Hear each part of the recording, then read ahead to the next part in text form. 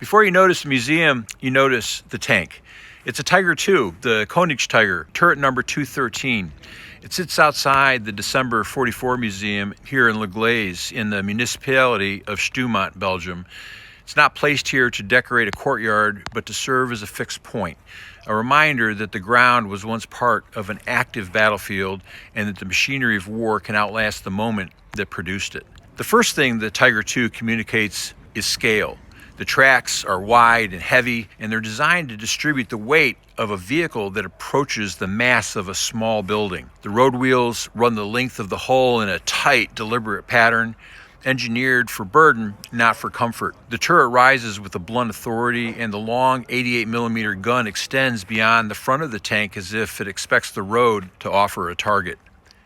Standing beside it is a lesson in proportion. A person becomes small, a street becomes narrow, and the mind begins to calculate what it would take to move something like this through winter terrain, through villages, over bridges, and then to keep it supplied. Because the most important word in armored warfare isn't armor, it's logistics. In December 1944, German forces pushed through the Ardennes with speed and urgency, aiming to break the Allied line and then seize key crossings. But force alone doesn't decide a campaign.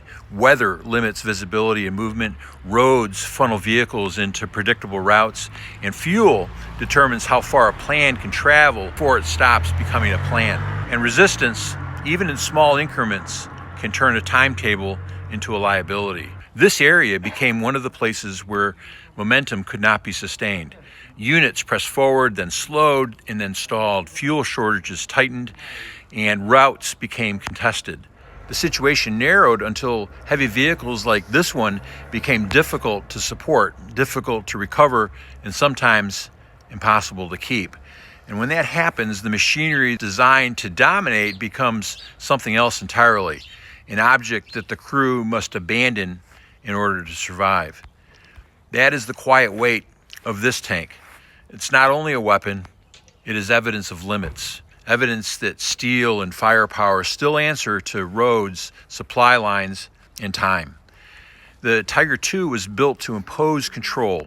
Here, it ended up immobile, left behind as the battle shifted and the human beings inside the larger story moved on through the cold. Now, it sits in the open, and the contrast does the work. The tank is silent, the village is calm, the museum doors are just a short walk away, but the shape of the machine refuses to let the past remain abstract. It makes the winter of 1944 feel immediate and physical. If you come through the Ardennes, stop here, walk around it slowly, read the turret number, look at the surrounding streets and the nearby hills.